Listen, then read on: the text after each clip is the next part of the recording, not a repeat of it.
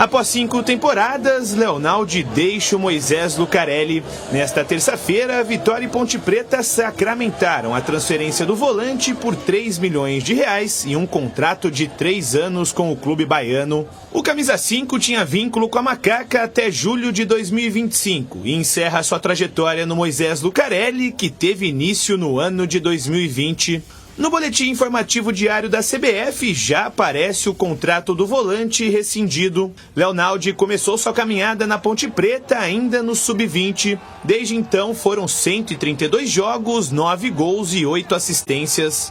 Destaque para o título da Série A2 do Campeonato Paulista, conquistado em 2023, na qual o Léo foi titular em 16 partidas, marcando em 2 oportunidades, contra Rio Claro e Portuguesa Santista. Com uma trajetória de altos e baixos, Leonaldi usou as redes sociais para se despedir do torcedor pontepretano e deixou claro a importância da Macaca para sua formação pessoal e profissional. Ponte Preta, chegou o dia que eu sabia que chegaria. Do Sub-20, a estreia como profissional, o primeiro gol da minha carreira, título da A2, altos e baixos, sorrisos e choro.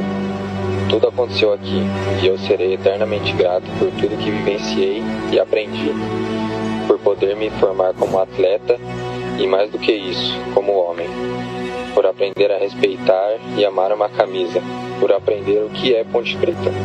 E ser Ponte Preta é bom demais. Ser Ponte Preta é sentimento.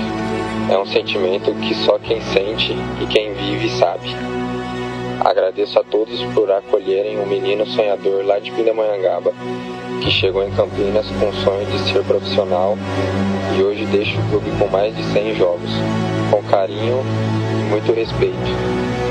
Hoje me despeço com a sensação que sempre dei o meu melhor. Fui ao meu limite, teve vezes que até ultrapassei ele. Quantas ocasiões que me sacrifiquei por essa camisa e não me arrependo nem um pouco.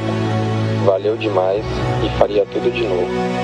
Agradeço a todos os atletas, comissão técnica, funcionários e torcedores pelo apoio. Vocês estão sempre em meu coração. Parto, mas deixo uma parte de mim aqui. Assim como sempre terem um pedaço da Macaca comigo. Muito obrigado, Ponte Preta. Você mudou minha vida. Muito obrigado, Macaca querida. Estarei na torcida onde quer que eu esteja. Com carinho, Leonaldi. Agora de olho no Santo André, a Ponte Preta segue se preparando para a última rodada do Campeonato Paulista e a tendência é que João Brigatti use força máxima, mesmo com titulares pendurados. Elvis, Igor Inocêncio e Emerson Santos estão com 2 cartões amarelos e correm risco de perder a próxima fase do Paulistão. Santo André e Ponte Preta se enfrentam no domingo, às 16h, no estádio Bruno José Daniel. Legal, o Leonaldi fez um texto belíssimo e a gratidão, o amor é o sentimento mais bonito do ser humano. A gratidão é o mais nobre. Demonstra aí toda a gratidão pela Ponte Preta. Realmente, quando ele chegou na Ponte Sub-20, ninguém conhecia, ninguém sabia quem era Leonaldi. Veio do Taubaté, já tinha feito o jogo lá também, mas quem revelou, quem projetou o Leonaldi foi a Ponte Preta e ele demonstra aí toda a gratidão. A Ponte não tinha o que fazer, né? Precisa deste dinheiro para poder, inclusive, fazer as contratações, tocar o destino da Ponte em frente e ele que seja feliz. Claro que é um jogador muito jovem, 22 anos. Talvez se ficasse um pouco mais, né? Ali na frente a Ponte lucraria mais. Agora, não tem futuro se você não cuidar do presente. O problema da Ponte é urgente, é agora. E aí faz o negócio ficando com 40% ainda dos direitos econômicos. Isso é muito importante, né? Porque aí você vende uma parte, né? E o jogador. E ele vai se destacar lá no Vitória, viu? Porque ele é bom jogador. Eu gosto do Leonaldi. E a gente comentava muito sobre isso, né? Ah, mas o que aconteceu com o futebol do Leonaldi?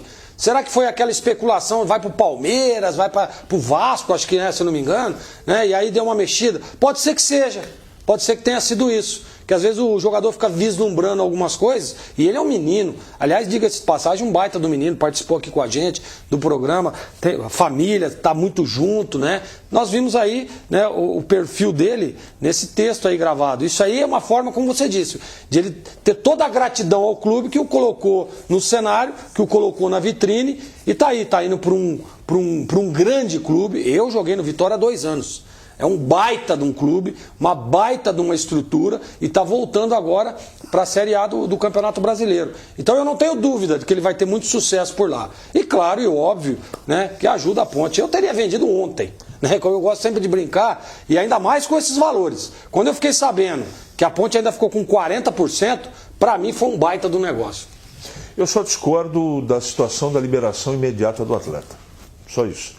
Eu acho que a Ponte, apesar de ele não estar em boa fase, está oscilando bastante, eu teria segurado até o final do Campeonato Paulista. Mas boa sorte a ele, é bom profissional, merece, ele construiu com a competência dele essa situação só apareceu na vida dele pela competência e pelo futebol dele. Menino do bem, profissional, e eu tenho certeza que tem um futuro imenso pela frente, Batista. Vamos falar um pouquinho sobre o jogo, né? A Ponte pega o Santo André, partida marcada para domingo às 4 da tarde, transmissão pela Rádio Bandeirantes, FM 85,7 e também no youtube.com/Rádio Bandeirantes Campinas. Aliás, vamos transmitir os 2 jogos, tá? Guarani tem jogo decisivo, Brinco enfrenta a equipe do Red Bull Bragantino e a Ponte lá em Santo André. Com a saída do Leonaldi, quem é que vai ocupar o lugar dele? Emerson Santos. E nas demais posições? O resto não muda nada, Batista. A Ponte tem que jogar e deve jogar com 3 zagueiros, essa é a minha opinião. E o restante não tem que mudar absolutamente nada. Se no segundo tempo precisar fazer alguma coisa diferente, a gente já sabe o que será feito. Tira um zagueiro, põe Luiz Felipe de lateral direito, Igor Inocêncio por dentro. E é assim que a Ponte tem jogado e tem funcionado. Então, Batista, apesar da importância, do tamanho do jogo, não tem por que mudar. Está dando certo. Eu daria sequência, apesar do primeiro tempo ter ido, na última partida contra o Novo Horizontino, não foi bem. Mas eu ainda acho que não é motivo para falar, não, isso aqui não dá para fazer mais, vamos jogar de uma outra maneira. Não, na maioria dos jogos com 3 zagueiros e desta maneira funcionou. Então, eu repetiria contra o Santo André. Agora, ontem, Gregor, nós trocamos uma ideia aqui sobre a questão aí do Guarani, né? Que, só como exemplo, tá? Jogou contra o São Paulo, o segundo tempo foi bem, empatou o jogo, lá em Ribeirão Preto o Claudinei pegou e colocou o time do primeiro tempo, onde o time do Guarani foi péssimo, transportando isso para a Ponte. A Ponte, o primeiro tempo contra o Novo Horizontino foi horroroso, tanto é que o treinador trocou 3, o Brigatti trocou 3 no intervalo, e o segundo tempo o time cresceu, poderia inclusive ter vencido a equipe do Novo Horizontino. E agora vai para o jogo diante do Santo André. Começa com o time que começou jogando menos o Leonaldi, fazendo só essa troca sugerida pelo CH, ou pega o time do segundo tempo, que teve inclusive uma plataforma tática diferente do primeiro tempo, com 2 zagueiros num 4-4-2 e onde o time foi bem. CH falou uma coisa muito importante. Né, que a Ponte, e ela está fazendo um belíssimo Campeonato Paulista nessa primeira fase, deve-se muito a essa mudança na plataforma que o João Brigatti implantou aí no início da temporada. Ele traz os 3 zagueiros, né, coloca ali alguns jogadores interessantes, o meio de campo ajustado com 2 volantes de marcação e o Elvis à frente flutuando, em alguns momentos até sendo ali um terceiro atacante, né, ao lado do Gé e também do Iago, e foi aonde ele encontrou o caminho. Então, não dá para você ter análise, por exemplo, olha, não, o primeiro tempo do Novo Horizontino não foi bem, mas o segundo foi bem porque nós mudamos. Mas a história é totalmente diferente. A Ponte agora está indo para um jogo fora de casa, contra um time que, na minha opinião, né, não tem o mesmo nível técnico da equipe do Novo Horizontino, a equipe do Santo André, que está com a corda no pescoço, né? Então, para que você vai mudar o esquema numa hora dessa, num último jogo onde a Ponte precisa do resultado? O empate né? O empate, que eu acredito que vai empatar esse jogo, dá a classificação para a Ponte, independente do que aconteça nos outros jogos. Então, Batista, não tem o porquê mudar agora. Tem um detalhe, eu recebi sabe aquele zum, que parece que o Gé... Porque eu fiquei assim, intrigado. Por que ele tirou o Gé, né? Na última partida, no intervalo, né? Nós estavam juntos na transmissão, né, CH?